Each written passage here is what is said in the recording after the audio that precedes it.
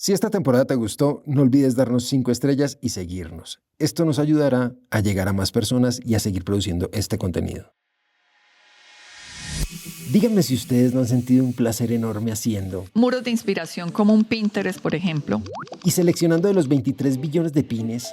Óiganme bien, 23 billones de pines que hay en Pinterest dedicados a la decoración para el hogar, los que más se parecen a nuestra casa soñada, o los que tienen las mejores ideas para mostrar nuestras plantas o libros, o tomando uno de estos. Test que tú pones tus colores favoritos, tu estilo de vida, hasta tu signo zodiacal, etcétera, y te manda, no, tú eres más estilo industrial, estilo wabi-sabi, estilo zen, o medio nórdico, o shabby chic. Para saber exactamente qué tipo de minimalista o maximalista somos.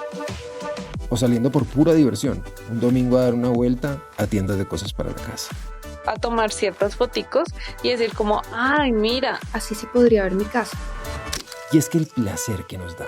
Cambiar las toallas, cambiar los objetos de decoración, el vasito donde pones el cepillo de dientes. Llenar nuestras casas de velas, ponerle siempre más cojines a nuestra cama o sofá o comprar nuevos prints. Es muy difícil de explicar.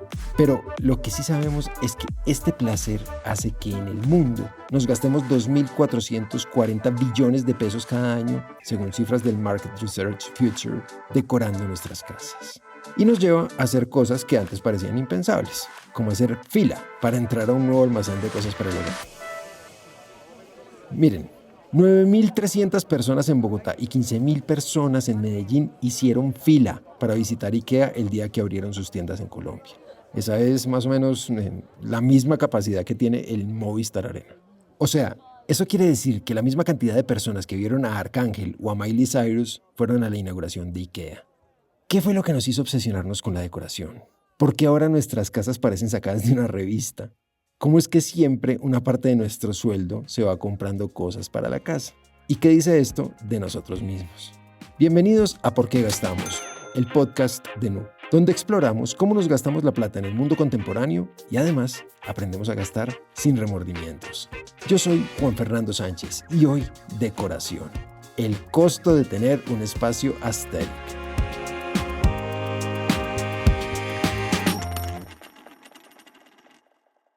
hace ya como un mes me entregaron mi apartamento, pero desde hace 4 años empecé a soñar cómo lo quería decorar. A quien escuchan es Natalia Lara, nubanker, que nos va a contar cómo se imagina que va a quedar su casa. Realmente pues uno mira mucho en Pinterest como ideas, entonces realmente tengo una como para cada cosa, como quiero la cocina, como quiero la sala, como quiero mi cuarto, como quiero pues un lugar donde mi gata se divierta y me lo sueño así súper iluminado, totalmente tranquilo, súper acogedor y quisiera en un futuro empezar a coleccionar de cada país donde voy algo para ponerlo así como decoración y que realmente también como cada espacio pues se vea que efectivamente es el gusto mío. Y miren, yo creo que ahora todos queremos tener una casa como la que ella se imagina. Iluminada, tranquila, acogedora, llena de cosas que traemos de otros países, con un espacio especial para nuestras mascotas y que realmente refleje pues quiénes somos. Pero hace 20 años las casas eran muy distintas. Las casas, y sobre todo las de Colombia, estaban llenas de muebles de madera muy oscura, de madera pesada. Ella es Nicole Kawiecki, nuestra segunda invitada, Regional Marketing Manager de IKEA, quien nos va a seguir ayudando a reconstruir este cambio. Sigamos. En esas casas, las paredes estaban llenas de cuadros que no estaban pensados para ir juntos, que eran como de frutas, o religiosos, o de paisajes, o cuadros súper raros de caballos. Y vidrieras y repisas llenas de un montón de cosas. Incluso uno se avergüenza y todo, pero tienen como las fotos desde que uno era chiquito. Y las casas tenían cortinas pesadísimas y las mesas estaban llenas de carpeticas y todos los muebles tenían tapices llenos de flores. O sea, eran la típica casa de una familia colombiana. Pero ahora nuestras casas no se parecen en nada a esas. Hoy en día, por ejemplo, y ha sido como un crecimiento que hemos notado muy interesante en Colombia, es la búsqueda y la necesidad de muebles más claros. de muebles que no sean necesariamente madera pesada, gruesa, sino que sean muebles que sean claros, de maderas claras o blancos o con acentos de color. Y no solo eso. Como nos explica Sofía Vera, diseñadora de interiores y fundadora del estudio de diseño que lleva su nombre, en las últimas tendencias, el tema del minimalismo está muy presente y el tema de los colores neutros está muy presente. y esto nos habla de un cambio muy profundo. Porque nuestras mamás y papás no decidían qué poner en sus casas. Casi siempre lo heredaban, o se lo regalaban, o tal vez lo compraban una sola vez en la vida, pero eso era todo. Ahora, en cambio, escogemos. Editamos nuestros espacios para que se parezcan a nosotros. Y para decorar, tenemos en cuenta 3 cosas que IKEA obviamente sabe. En la construcción de un hogar tenemos en cuenta 3 variables. Primero, es un reflejo de mi estilo, es un reflejo de quién soy yo y mi personalidad y mi creatividad, digamos. También es un reflejo de mi situación actual. Esto significa, es muy distinta a la casa de una persona que de repente se fue a vivir sola, o una pareja que acaba de tener un bebé, o una persona que se está jubilando, o personas que viven con mascotas. Hay diferentes situaciones actuales en las vidas de las personas que hacen que su hogar se tenga que adaptar a esas necesidades. Y por último, el hogar es el testigo de mi historia. ¿Quién soy yo y qué he recorrido en la vida? Gracias a esto, la industria de la decoración ha cambiado mucho y se ha vuelto una cosa gigante. Piensen en esto. Hace 30 años llegó Home Center a Colombia. En el 2000 ya tenía 10 tiendas, en el 2010 20 y hoy tiene 40 y planea expandirse a todas las ciudades intermedias. Y Home Center fue la primera tienda de superficie grande, o sea, la primera de estas tiendas bodega en llegar al país. To Go llegó en el 2004, IKEA en el 2023 y estas son las tiendas en las que pensamos ahora cuando vamos a comprar decoración.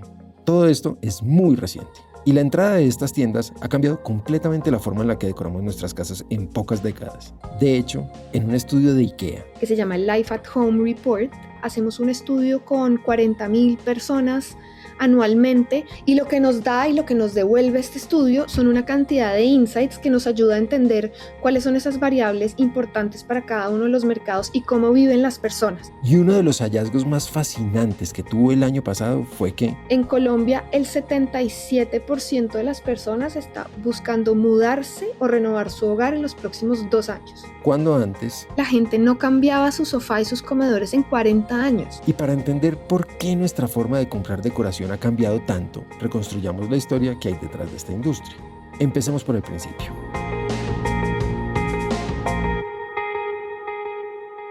Los hogares siempre lo que están buscando es contar la historia de quien habita los espacios. Ella es Liliana Gutiérrez, experta en arquitectura de interiores, profesora universitaria, speaker y fundadora de Estudio Sur. Y junto a ella y nuestras otras invitadas, vamos a reconstruir cómo es que esas historias han cambiado en el tiempo. Si miramos atrás, los primeros espacios que habitaron las personas fueron las cuevas y desde las cuevas vimos signos de personalización y simbolismo a partir del arte rupestre. Y esos dibujos que hacían en las paredes, lo que estaba haciendo era contar esa historia que ellos tenían en ese momento. Entonces, por eso es que en el arte rupestre vemos cómo empiezan a ilustrar el tema de cazar y aparecen figuras de animales.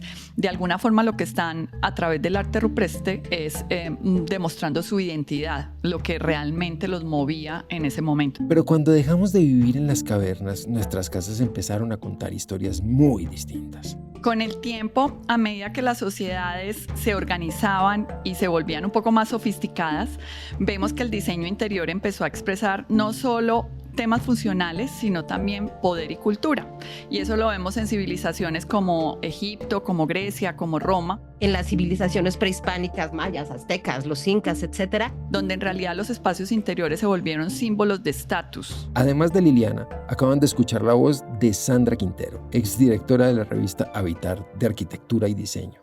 Y nos estaban contando juntas que todo esto de decorar los muros, decorar las paredes, por ejemplo en palacios, en templos y en villas, tenía una función y era mostrar quiénes eran las personas más importantes de esas culturas.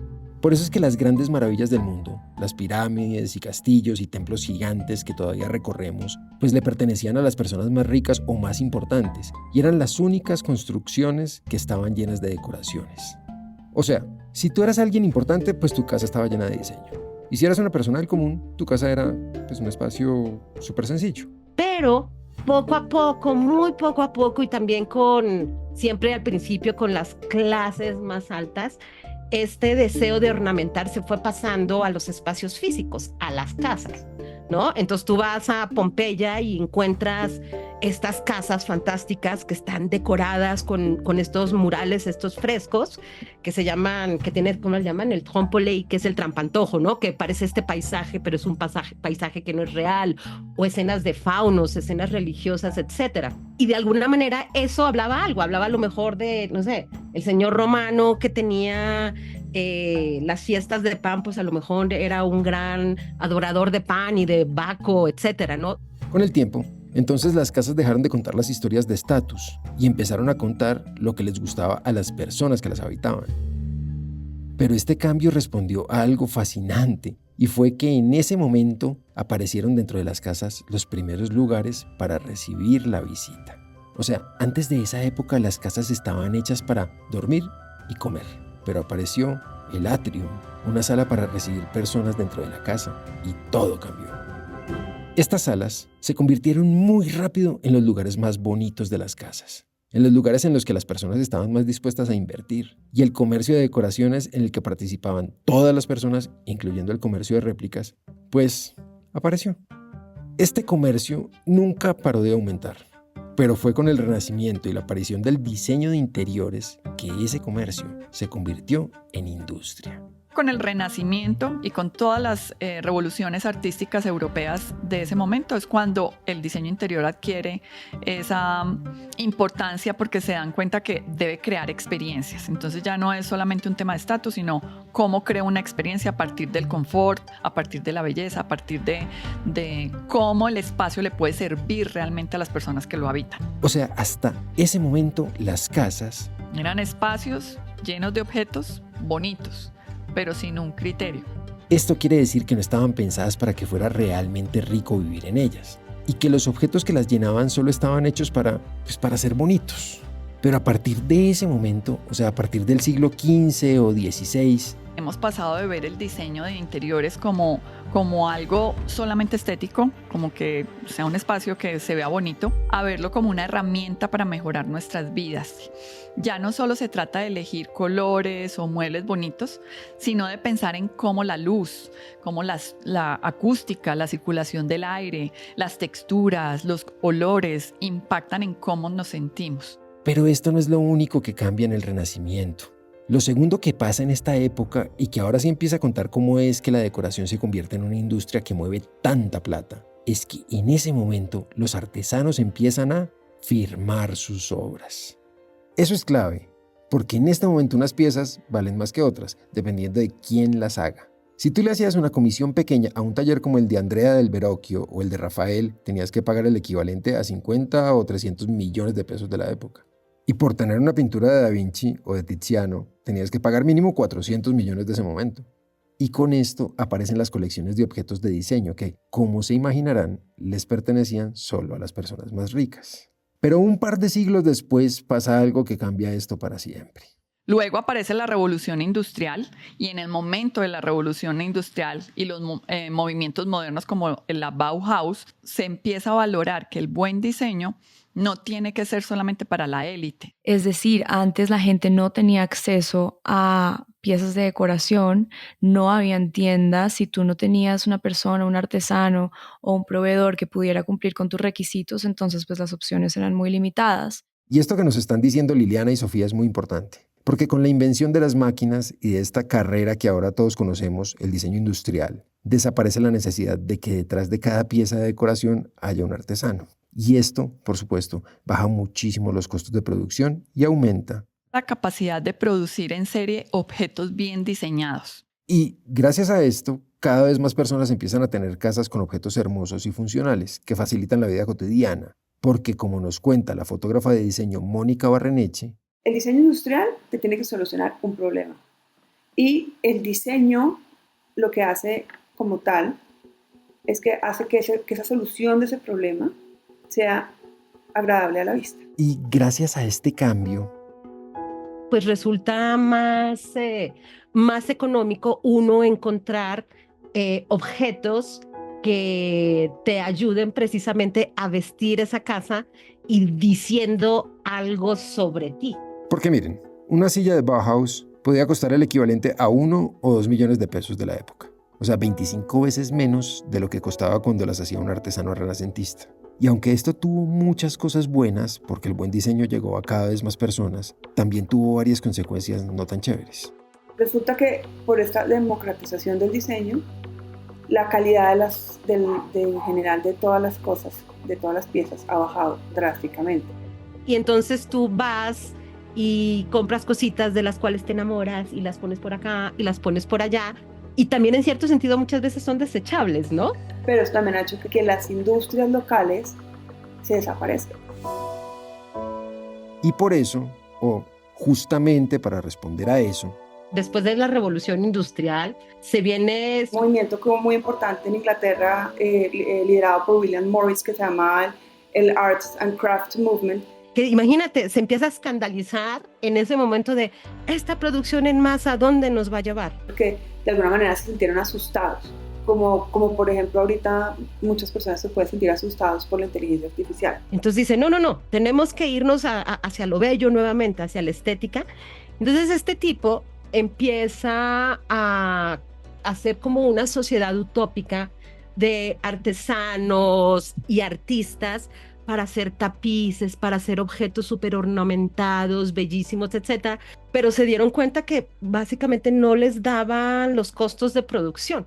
Y es que miren, una silla de esas felpuditas blancas que se pusieron muy de moda hace poco puede costar 200,000 pesos en Temu, 1.500.000 en Zara Home y 23 millones de pesos en una casa de diseño como La Roche-Beaubois. O sea, es que son muy distintos los precios. Entonces, en ese momento, se empiezan a dar cuenta que toca hacer las paces con la producción industrial y aparecen movimientos como el Art Nouveau y posteriormente el Art Deco, donde se trata de hacer como una transición entre lo artesanal y lo industrial, y entonces ya tienes estos vitrales maravillosos o las lámparas de Tiffany, te digo tapices, tapetes, etcétera, cosas que son pesadas, que se heredan, que siguen siendo súper costosas. Pero estas piezas empiezan a convivir en las casas con los diseños simples, limpios y hechos con materiales baratos del diseño industrial. Probablemente por esto, en este punto, hay una explosión de tendencias y aparecen muchos de los estilos de diseño que ahora conocemos. El minimalismo, el maximalismo, el brutalismo, que es el abuelo del estilo industrial, el mid-century, el inspirado en lo japonés y un montón más. Pero siempre tiene que ver también con las oscilaciones del gusto, ¿no?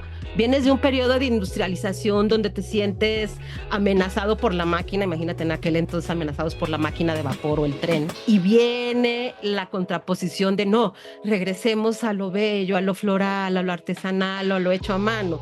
Y después está en esto, no, dejémonos de tanta ornamentación, ¿no? O sea, como que siempre estamos como en estas curvas en donde el exceso lleva a lo mínimo y cuando ya rayamos en lo mínimo volvemos al exceso.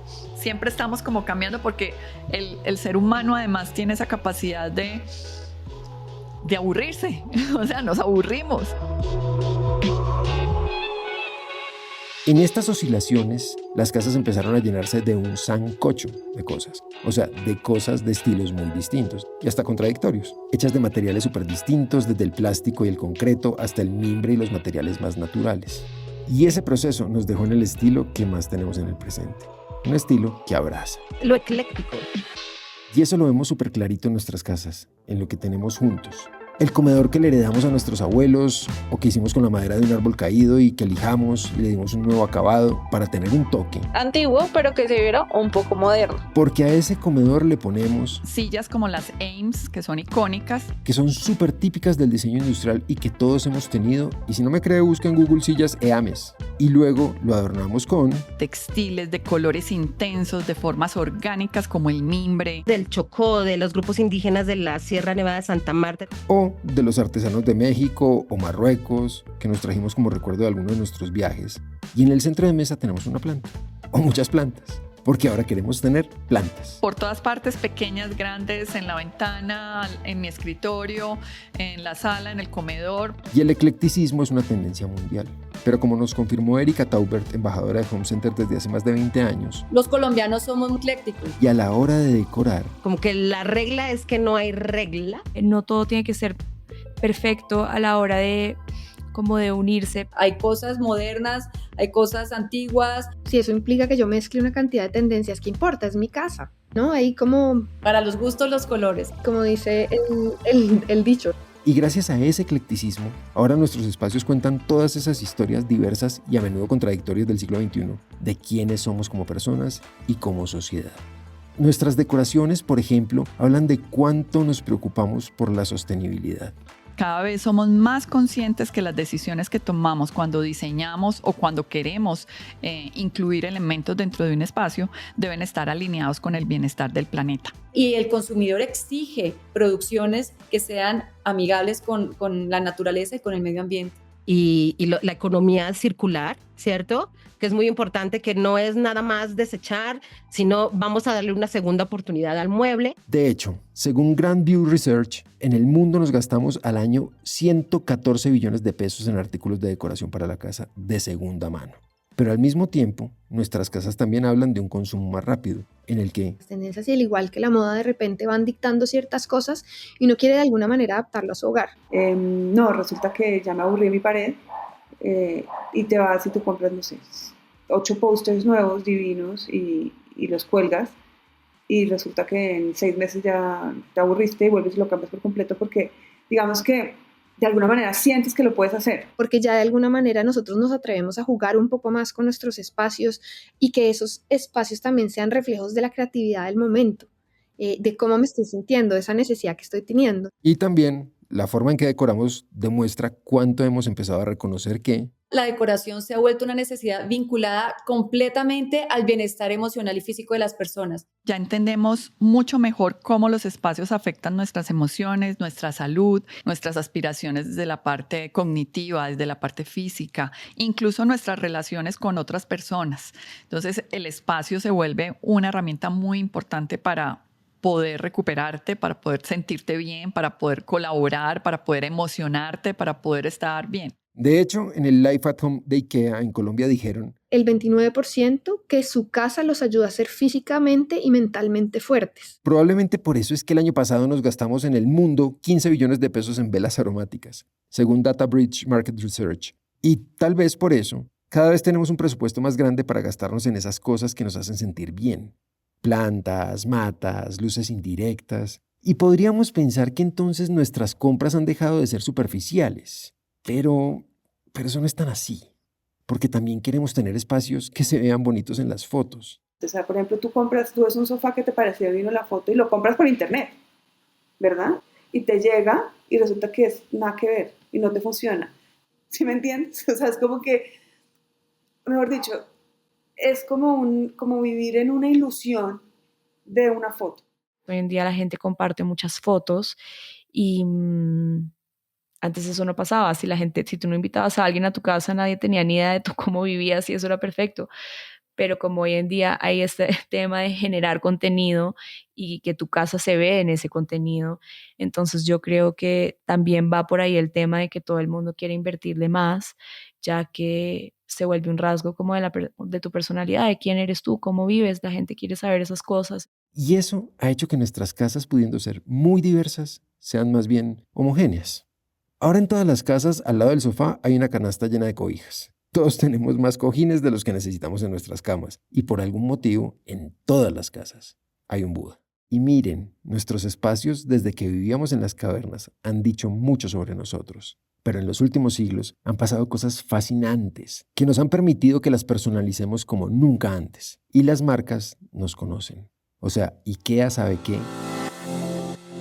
Por ejemplo, para el caleño, cuando visitamos las casas de los caleños, ellos decían, para mí lo más importante es el color entendido como mi casa colorida y las entradas de luz y la música. En el caso de Bogotá, uno de los más importantes es la vida con niños. El hecho de que en Bogotá la gente vive en familias multigeneracionales, viven abuelos con los papás, con los niños. Y en Medellín lo que vemos es que para el paisa el tema del diseño es súper importante. Y obviamente toma decisiones sobre cómo vendernos teniendo en cuenta estas cosas. La oferta de productos de IKEA es básicamente casi igual en todo el mundo. Es decir, tú encuentras casi los mismos productos en la mayoría de las tiendas. Hay una cantidad de productos que son como core de la marca que deberían estar presentes en la mayoría de las tiendas. ¿Dónde está la diferencia que lo hace muy especial? Es que cada tienda cuenta la historia del mercado al que llega y a la ciudad a la que llega, entendiendo que si en Colombia nos encanta el café, entonces los productos de café, como las cafeteras, las tazas de café, todo lo que tiene que ver alrededor del ritual del café tiende a ser muy importante y se ponen en un lugar especial.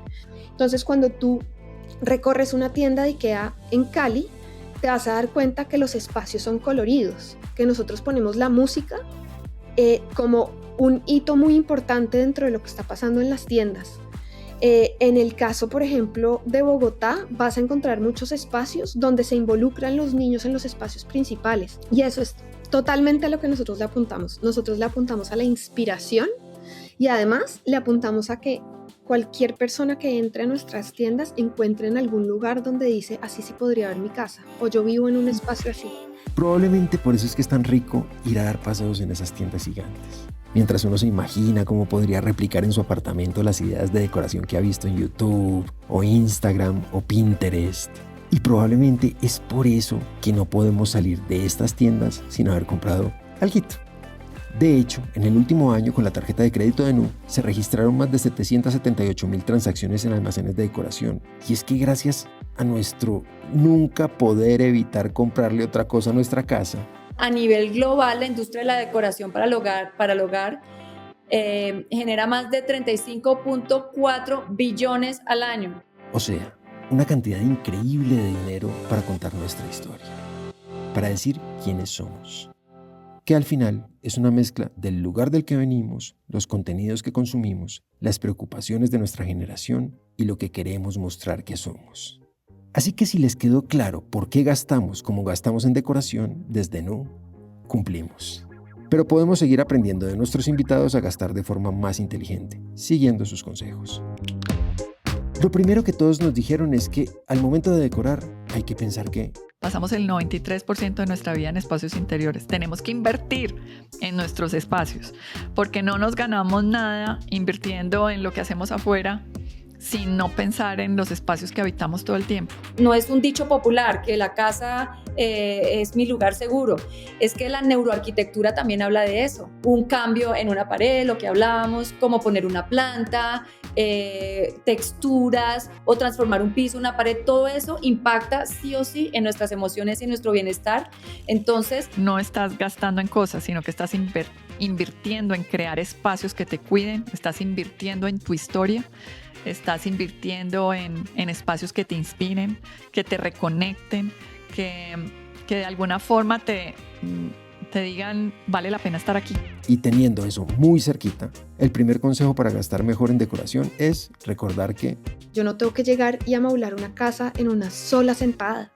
Finalmente uno siempre va evolucionando y va encontrando ciertas cositas que lo ayudan a construir esa casa de sus sueños, pero creo que nunca llega el día en el que uno entra y dice, mi espacio está listo. Uno siempre dice, bueno, más adelante cambio este cuadro y después retapizo este sofá y qué rico tener un tapete, ¿no? Claro, todos quisiéramos entrar a una casa que sea un blank canvas y simplemente tener una billetera o unos recursos ilimitados para decorarla, pero ese nunca es el caso, muy pocas veces de hecho.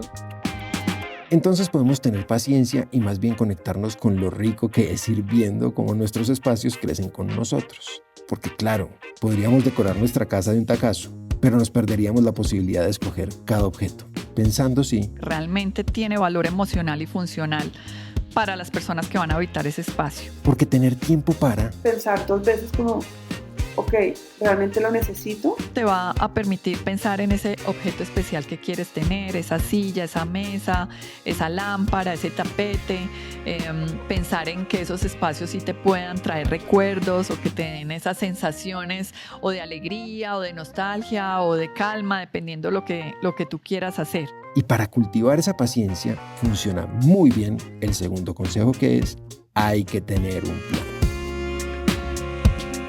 Para desarrollarlo, primero, métete a Pinterest, métete a redes sociales, empieza a mirar qué cosas te llaman la atención y por dónde podrías empezar como a recorrer el camino para llegar a donde quieres estar. Estudia qué clase de persona eres y cómo te gusta pasar el tiempo en tu casa.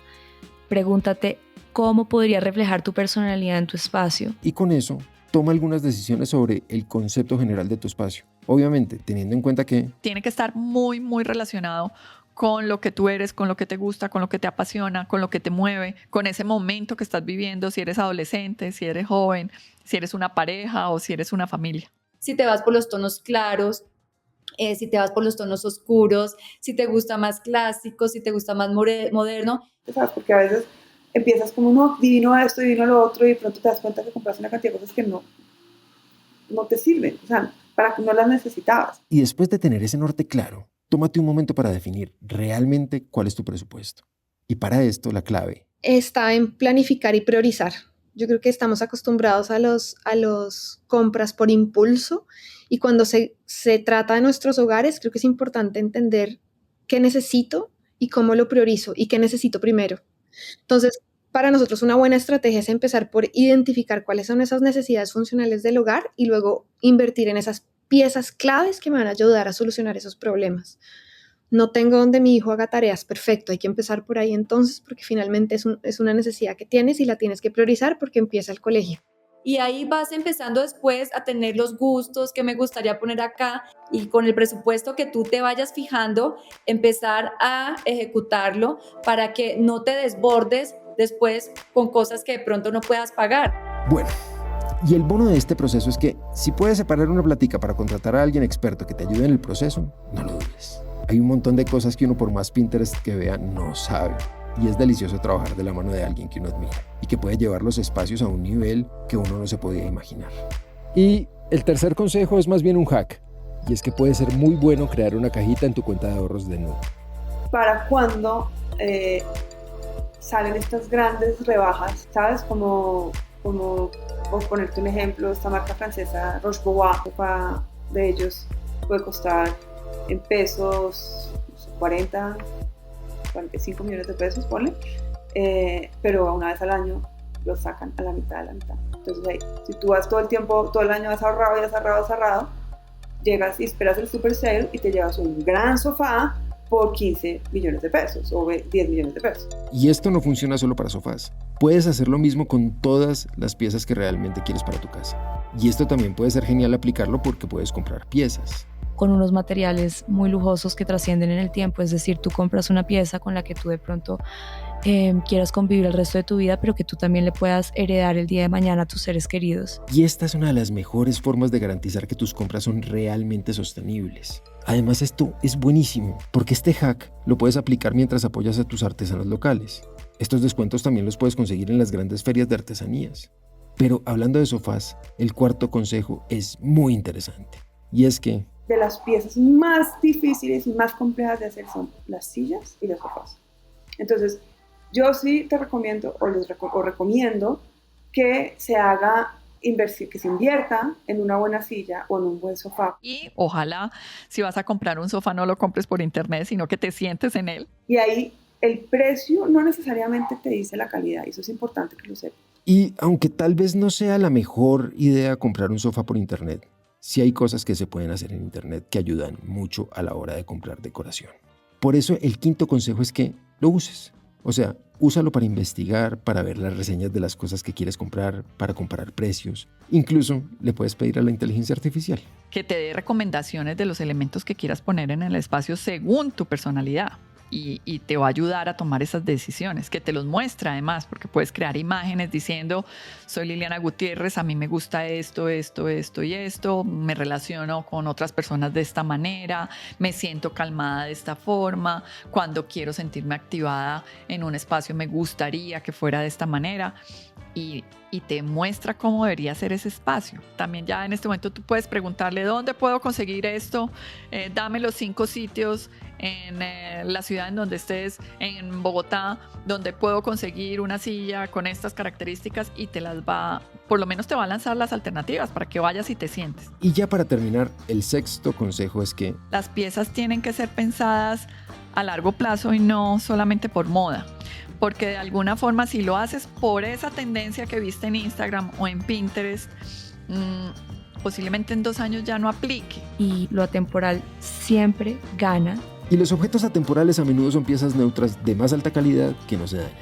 y sobre las cuales se puede jugar con esas modas más pasajeras, porque también es rico tener velas con ondas cuando están de moda, o una colección de pósters que se puede ir rotando. Y hasta acá vamos con este último episodio de Por qué Gastamos. Es el último de esta tercera temporada, pero de verdad, de corazón les agradecemos mucho el montón de amor que nos han dado.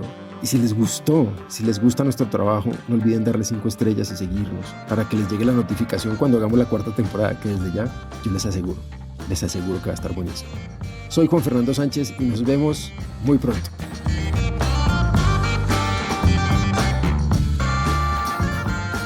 La investigación, concepto y desarrollo de este episodio estuvo a cargo de Mariana Piñeros, Juan Pablo Ramírez y Araceli López.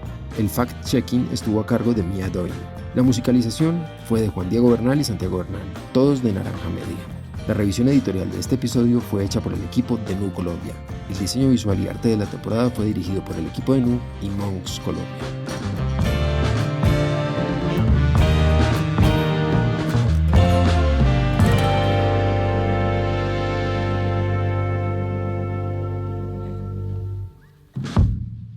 Las marcas que se mencionaron en este episodio no son sponsor. La mención a estas marcas es el resultado de la investigación y conversaciones que tuvimos con los invitados para narrar y reconstruir la historia detrás de este tema.